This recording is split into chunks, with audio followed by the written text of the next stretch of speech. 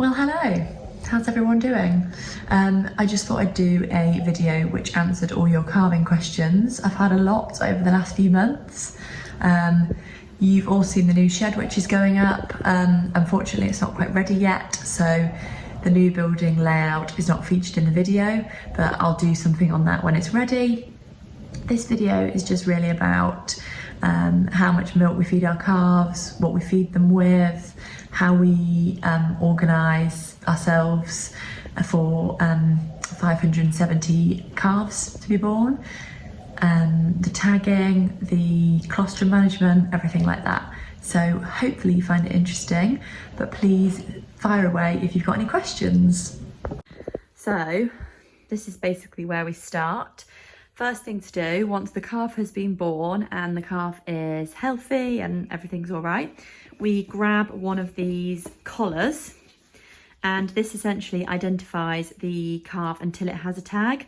I only tag once a day in the morning, so if a calf is born after that, he or she will have one of these collars just to identify who they are. They're also really good because at night time, if a calf is born and it's like 3 a.m. or something, whoever calves it can just stick one of these on, make a note that they calved cow number 55 and put tag number 111 on, and when I come to work at 4:30, I'll know that who that calf belongs to, basically. The other thing we use these collars for is to track how much colostrum the calves have had. So it works really well because sometimes we have 20 or 30 calves born in a day. So trying to keep track of who was brand new, who's had colostrum, especially once they've all got tags, it's quite confusing. So this collar goes on the calf when it is born and does not come off until it has had 2 colostrum feeds. So colostrum is obviously the first milk from the mum. It's what gives them their immune system, and it's really important to basically boost them and help them fight infection. So we need to make sure they all get that. So when I go around feeding in the morning, the calves that were born that morning will keep their collars on even if they've got a tag in, because they've only had 1 colostrum feed. Then in the afternoon, when they've had their second colostrum feed, I can take this off. If a calf is born in the afternoon, it will get its first feed, and then I can take its collar off in the morning once it's got its ear tag. So, as well as the new calf building, which I'm sure you'll have seen pictures of, we also have our existing buildings, which we've been using for many years. Now, when calves are born, they will obviously get their collar, which I just showed, and then they will be put into one of these pens. So normally we have 2 or 3 calves in a pen, so they've got a few little pals, and then they will be fed their colostrum. Now, obviously sometimes they don't really know what they're doing, so we start them with a baby bottle, and normally they get the hang of things pretty quickly. Obviously they're quite hungry, and get the colostrum feeds into them as quick as possible. I think it's within the first 2 hours you should aim for, but as soon as possible is best. Then once they've kind of got to grips with feeding and everything, we use these, which is an individual feeder, and they just sit on here.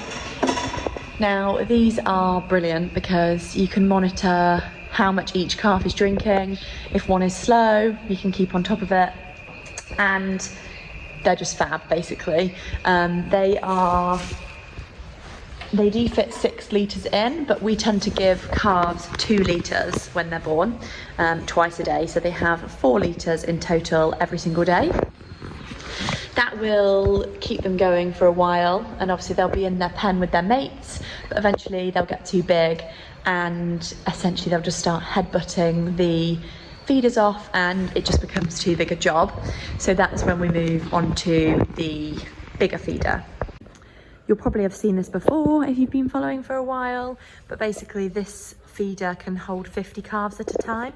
We normally only put about 45 on because there's sometimes a bit of a fight over teats, but this is great. It holds 500 litres.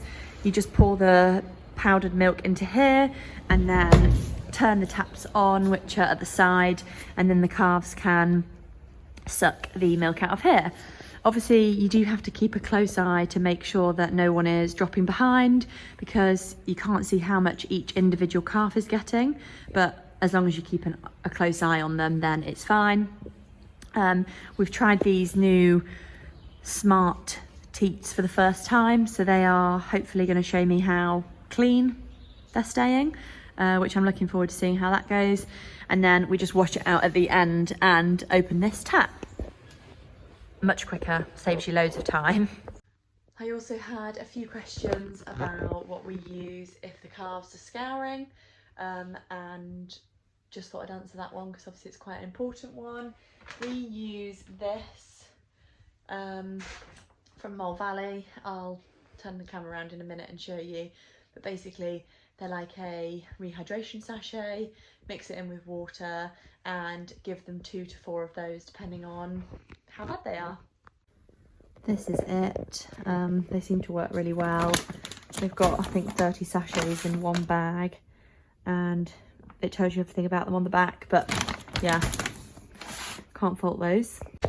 In previous years, calf feeding has always been a massive job. I'm not saying it's not going to be this year, but we've done quite a lot to try and make it a lot easier for ourselves.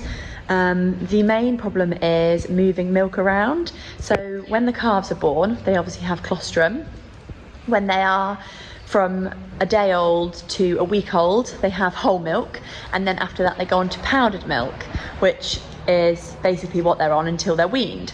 Now, powdered milk is great, but it's quite laborious to mix, and obviously if I'm feeding 500 calves and 2 litres each end of the day, it's a lot of milk to make, so it was very time consuming.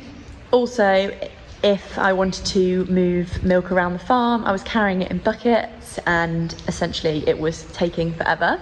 So this year we have tried something different. Obviously we have had the help from the Kiwi Kit guys because we needed a bit of advice. We've spoken to quite a few other people. A lot of people recommended a milk taxi, which would have been great, but wasn't big enough because we're going to need a lot of milk. So I'll show you the solution we've come up with. This here is the mobile milk mixer. So this we have bought from Kiwi Kit with a discount as I'm a brand ambassador, but again it's a Stallion product. So basically it's got a motor on it, so you can put the water in through that inlet there, and the powder, and it will mix it for you. And the best bit, you can dispense it on the back. So obviously with this and with my previous feeders, I've been having to bucket everything into them, whereas with this I can just dispense it out, and it's got a flow meter on it, so it will show me how much I'm giving each pen. In total, it holds 1,000 litres, so hopefully I'm going to be able to feed loads of calves with it at once and just drive it round on the gator and dispense milk as I go. I think we've put about 30 metres of hose on it, so for the new shed I'll be able to park it in one place, leave it there, and then just move the fuel hose around with me. But we'll see how it goes because I haven't used it yet. As you can see, the calves are bedded on straw. It gets topped up every day. It's pretty important to make sure that obviously that they always have fresh straw, because otherwise it can make them poorly and they're very vulnerable when they're little. Obviously they're fed twice a day, but we're also always around making sure they're okay and making sure no one's falling behind.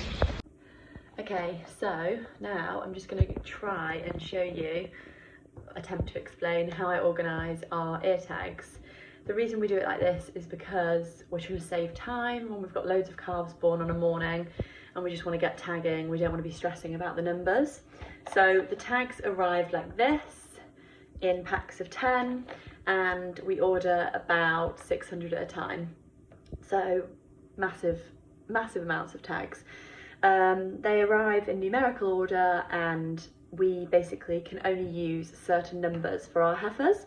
So say if the numbers were from 1 to 10, we might already have a number 2, a number 5 and a number 6. So we can only use the other numbers for heifers. So first job is to write a list of all the numbers we've got available in our herd. So this is 145 on this list. This isn't all the numbers we've got available. We just made a start with the list because that will give us a good head start on heifers. So first job, make the list. Once we've got the list, we normally write on the back of the ear tag H or B, so heifer or bull, and then when it comes to it we can just decide whether we can just basically allocate them the next tag along, whichever gender they are. This year we've decided to do things a little bit differently because it was getting a little bit confusing because we were losing track of where we were, and also the tags were falling off these plastic holders and we were losing bits, and that's not what we want. So this year I have basically, it's taken me forever, but I have individually bagged all the tags. So each animal has 4 tags. It will only be 2, but 4 pieces that go together. So 2 in this side and 2 in this side.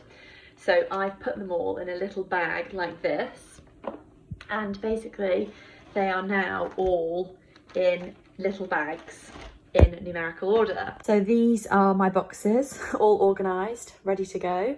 Still got some more to do, to be fair. So here, these start at number 3, finish at number 135, and then start again at 137. That's because we'll already have a cow that's 136, so obviously that number's not available.